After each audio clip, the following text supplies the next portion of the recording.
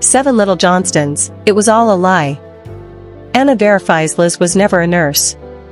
TLC's popular reality show 7 Little Johnstons has been providing viewers with an intimate, frequently endearing, and occasionally turbulent look into the life of an extraordinary American family for more than 10 years.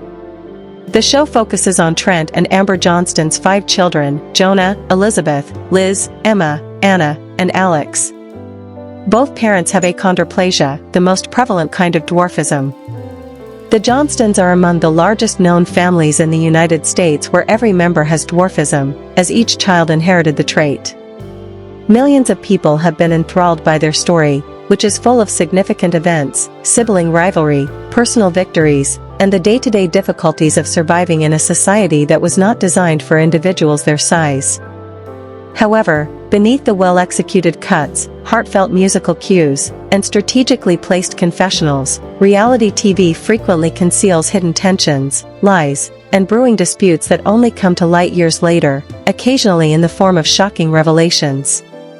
Despite years of the show portraying her as a registered nurse, Anna Johnston, the youngest daughter, revealed in a recent interview that shocked the 7 Little Johnstons fan base that her older sister, Elizabeth Liz Johnston, was never a qualified nurse. Anna said plainly, "It was all a lie," in a calm but clearly disappointed tone. She was dressed in scrubs. She discussed patients. On camera, she was even wearing ID badges and name tags. However, she did not attend nursing school. The NCLEX was never passed by her. She never received her certification. It was just for show. The admission was not unexpected. For years, suspicion and rumors have subtly spread among astute followers. Perceptive viewers pointed out discrepancies. Liz never talked about preparing for boards, she seldom ever referenced clinical rotations, and her shifts always appeared to align with the times of the films. However, without verification, the majority assumed Liz was a certified nursing assistant, CNA, or employed in a non-clinical healthcare capacity, or they put it up to editing errors. The curtain has now been raised thanks to Anna's remarks, and the ramifications are profound. Liz would pose as a nurse, but why? Why would it be permitted by the producers? Most importantly, why is Anna speaking up at this time? One must go back to the first few seasons of 7 Little Johnstons to appreciate the significance of this discovery. In contrast to the more disobedient Jonah and the artistic, reflective Emma, Liz was portrayed at the time as the mature, responsible, and career-focused sibling. The storyline that the filmmakers developed for Liz focused on her pursuit of nursing, a noble and challenging career that complemented the family's focus on conquering challenges and accomplishing the remarkable. Liz excitedly dons a pair of teal scrubs in Season 4, Episode 7, grinning for the camera as she heads to her first day at the hospital. In the hallways, viewers observed her interacting with patients, presumably actors or crew members, taking vitals, and conversing with doctors. She talks movingly on the emotional toll of losing a patient in Season 6. She describes studying for boards in Season 8 while huddled up on the couch with highlighters and textbooks, which, when freeze-framed, look suspiciously generic because they don't have publisher logos or ISBNs. Supporters encouraged her at the time. Social media was ablaze with compliments. "I'm so proud of Liz. She's doing a fantastic job, nursing is hard. Representation is important, small people can accomplish anything." However, those times today seem pointless, even deceptive. Anna, who is now 21 and establishing her own identity apart from her brothers, claims that she kept quiet for years out of fear and loyalty. Anna acknowledges, "I didn't want to hurt her. I didn't want the family to feel ashamed. I hoped she would return to school. She might actually make it happen." However, the untruth grew larger as the seasons progressed. And the show continued to promote it. "How was your shift?" they would inquire, and she would simply make something up. They would videotape it as if it were gospel and nod. The hoax started out innocently enough, Anna said. Liz had gone to a community college for a short time to get a degree in nursing. She purchased scrubs, went to some lessons, and even spent a day in the shoes of a real nurse. Season 3 included a lot of film from this experience.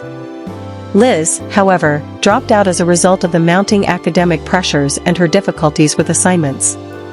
Instead of acknowledging her failure on camera, she started to make up her nursing profession with what Anna refers to as tacit approval from production. She informed them that she would change schools, remembers Anna. Claimed to be taking lessons online. She would then set up small plays at home or get friends to act like patients when they wanted to film her at clinicals. The production was indifferent. The plot was what they desired. They desired the story of the inspiring little person beating the odds. Liz, too, enjoyed the attention. According to Anna, the psychological toll on the family was severe, particularly since Liz's imaginary work became a major part of who she was on the show. With a little break in her voice, Anna admits, Mom and Dad believed her. At family get-togethers, they boasted about her. To strangers, they referred to her as our daughter, the nurse. Liz would invent names for locations that didn't exist, like St. Mary's and Peachtree Memorial, when family members inquired about her schedule or her hospital. Nobody questioned it either. Why would they? The cameras were in motion. It seemed genuine. But behind the scenes, fissures started to appear.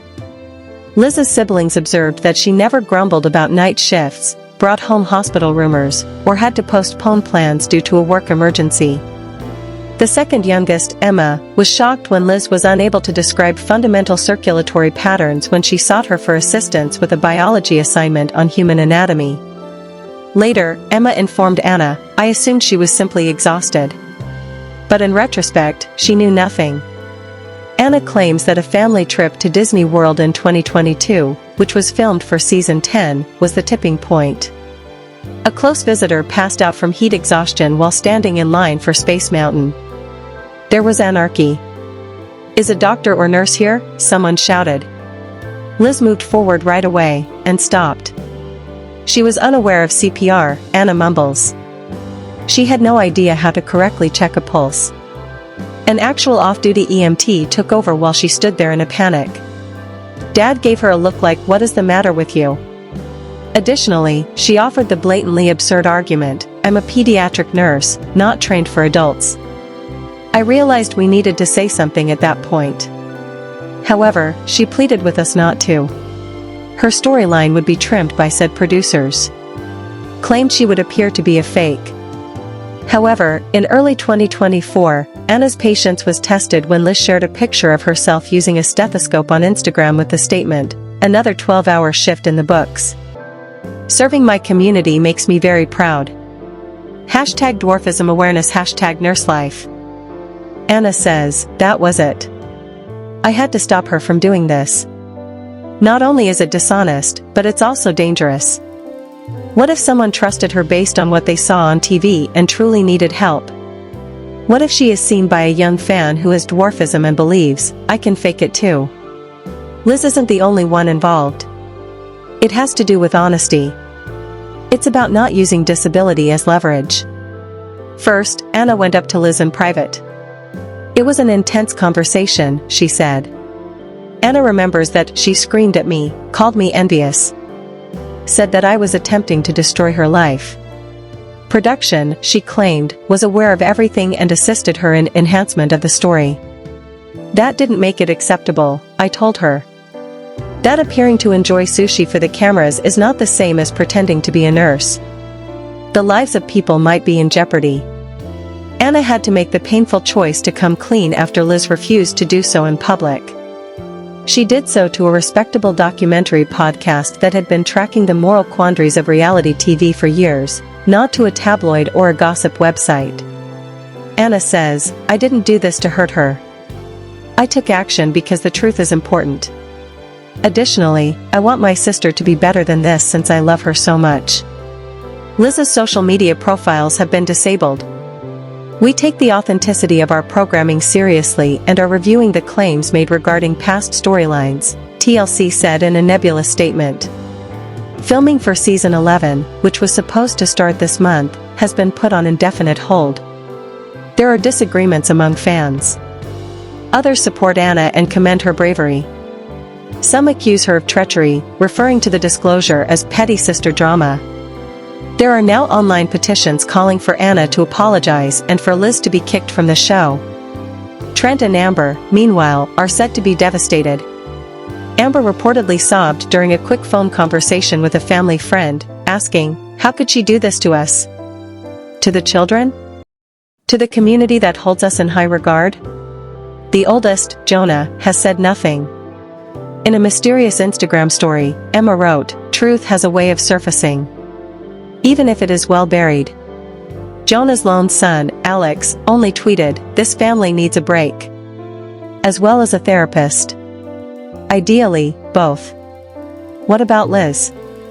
She hasn't made any public remarks. According to insiders, she is escaping the media craze by staying with a friend out of state. It's still unclear if she will return to the show or if it will go on without her. During the podcast interview, she looks directly into the camera and says, "I know people think I'm the villain here." This moment is uncannily similar to the confessional photos that made her family famous. However, I'm not. The system that favors dishonesty over truthfulness is the antagonist.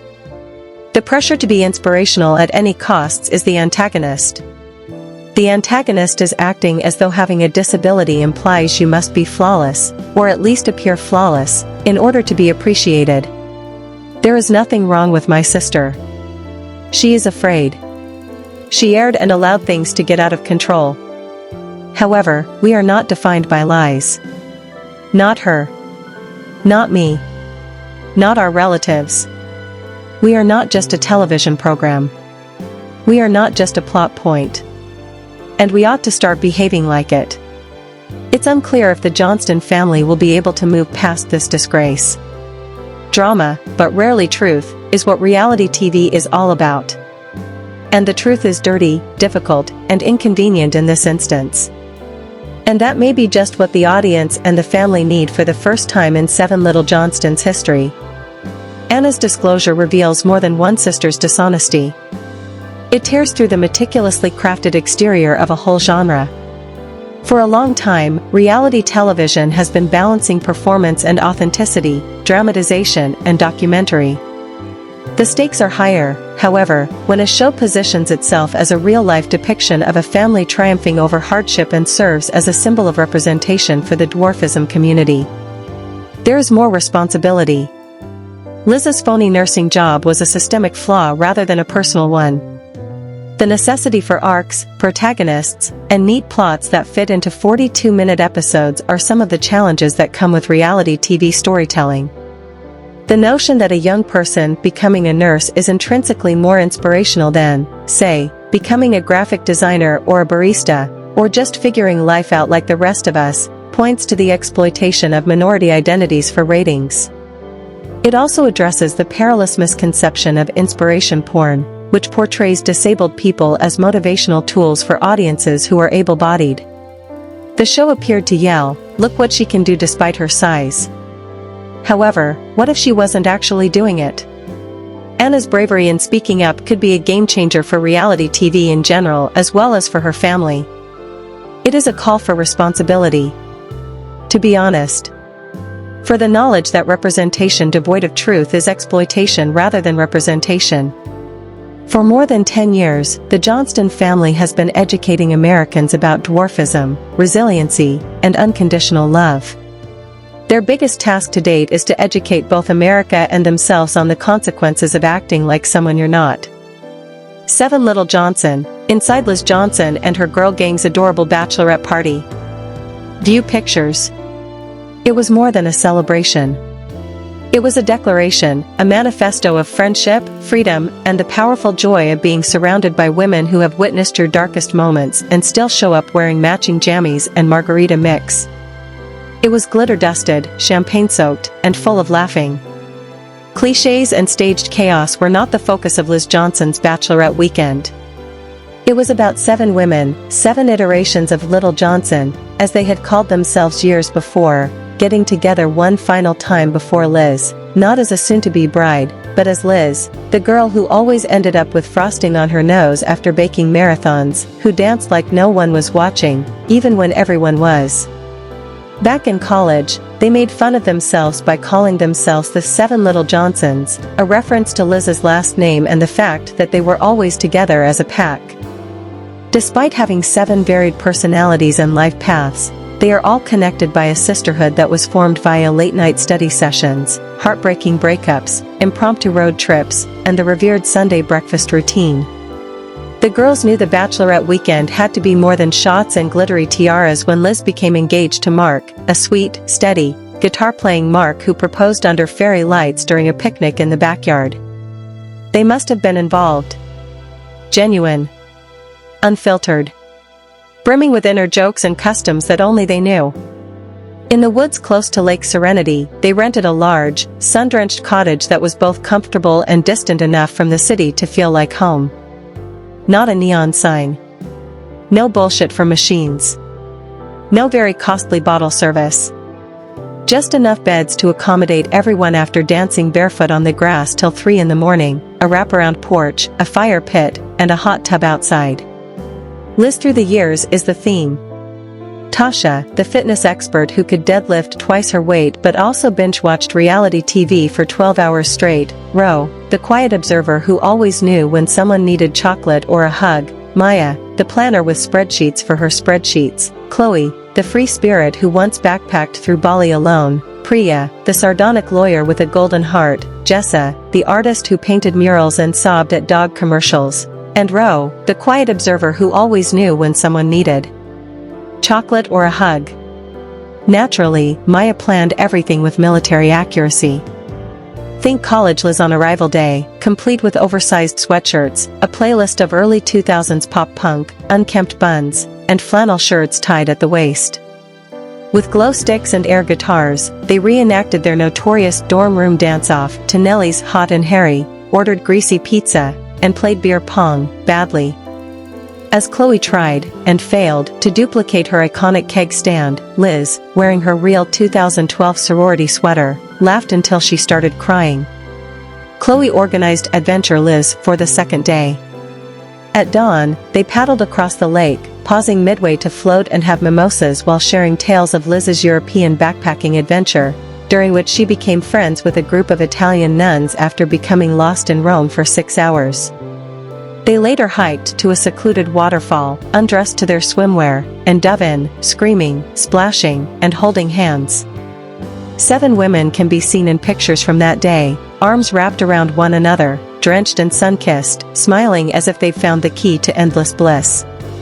Spoiler alert, they did. It was one another. Priya took the lead that night for Sassy Liz, the time of bright lipsticks, rooftop bars, and expressing her true feelings. They conducted a fictitious roast of Liz in the living room while looking dapper in little black dresses, red shoes, and winged eyeliner that could cut glass. Liz Johnson, you once cried because your latte art didn't look like a swan, Priya began. A swan. Not even a duck. But here you are, getting married to a man who most likely believes that foam is something that comes from a fire extinguisher. We're all in disbelief. The room exploded. Tasha did an interpretive dance to Liz's voicemail tirades about failed dates, and Jessa followed with a slideshow of Liz's most dramatic text outbursts, blown up and projected on the wall. Howling with amusement, Liz clutched a huge glass of rose, flushed. She continued to wipe away her tears and add, "You guys are the worst. You have my undying love." Jessa and Ro planned Cozy Liz, which took place on the 3rd night. Imagine handmade cookies, soft socks, fleece blankets, and a marathon of all the romantic comedies. Liz had cried through The Holiday, Notting Hill, and My Best Friend's Wedding at some point. They set up fairy lights, constructed a blanket fort in the living room, and distributed a diary in which each girl penned a letter to Liz, not only as a bride but also as a friend. No suggestions. Avoid using cliches. Just love, pure and simple. Remember that even though you had a final the following day, you sat with me in the hospital waiting room for 8 hours? Rose Reed. That Liz is the one I'm marrying. The person who arrives. Always. Remember to occasionally dance in the kitchen, Jessa wrote. Even though Mark isn't familiar with the moves. Particularly at that time. No one read them out loud. Liz was to retain those. To read again on difficult days. Those evenings when you're alone. In the mornings when she needed to be reminded of her identity before the registers and the rings. Future Liz, a silent, candlelit gathering around the fire pit, was the last night. No costumes. No games. There were only 7 women looking into the fire while covered in blankets. Tasha facilitated a gratitude circle in which all of the women expressed their favorite qualities about Liz, not the bride, but the person. Her endurance. She laughed inanely. She has the power to make everyone feel heard. Her devotion. She still screamed out her awful karaoke voice. Her bravery in beginning over after experiencing heartbreak. Her readiness to offer an apology initially. Her fondness for overseasoned chilly and tacky clothing. Liz, who was always the loudest person in the room, sat quietly and took it all in. She waited to speak when it was her turn. She said, "You're my home," as she glanced at each of her chosen sisters. "You are my constant no matter where I go or what I become. I appreciate your love for me in all its forms. Even the ones that are awkward." The picture of the 7 of them from their first vacation together, arms stretched over shoulders, smiling like fools on a beach in 2014, was a covert custom puzzle that someone, perhaps Maya, had commissioned. Hunched over the coffee table, they spent the final hour of the night assembling it, giggling each time a piece was pushed into an awkward place. Chloe mocked, "That's so Liz," as Liz pressed a corner piece into the middle. Always trying to get what she wants. No male strippers were present. Avoid humiliating scavenger hunts. No debauchery like in Vegas. What was there were whispered inside jokes over pancakes. In hot showers, secrets are exchanged. Silent time spent combing each other's hair. An impromptu swim around midnight. Songs That Remind Us of Liz is a playlist that includes everything from angry lady punk anthems to corny boy band ballads. A scrapbook featuring Polaroids from the weekend, each with an absurd commentary in the caption. "Liz is trying yoga. Take a look at that face. 2 tenths for form, 10 tenths for effort." There were only exhausted feet and filled hearts the morning they packed up, not hangovers. They stayed on the balcony drinking coffee because they weren't ready to let go of the bubble they had made. "This should be done annually," Jessa suggested. "Apart from the bachelorette part. Only us." Maya responded, already taking out her phone, agreed. "I'll create the 7 Little Johnsons annual retreat planning committee group thread." Liz gave them all tight embraces while repeatedly saying thank you in a whisper. For the lifetime of friendship that made it possible, not just for the weekend. For teaching her that marriage was an extension of her single self, a new chapter written with the same wild, amazing, unbreakable love she had always experienced in her girl gang, rather than the end of her single life. Liz looked through the hundreds of pictures they had taken as they drove off. Not the ones that were staged. The actual ones. Liz, frosting on her face, mid-laugh. Chloe in the kayak, upside down. Priya feigning to use a pool noodle to strangle Tasha. Liz's toenails are painted neon green by Jessa. Ro huddled under 3 blankets to sleep. Maya, holding a clipboard, appeared frightfully proud of herself. They were all saved by her. Made them the background on her phone.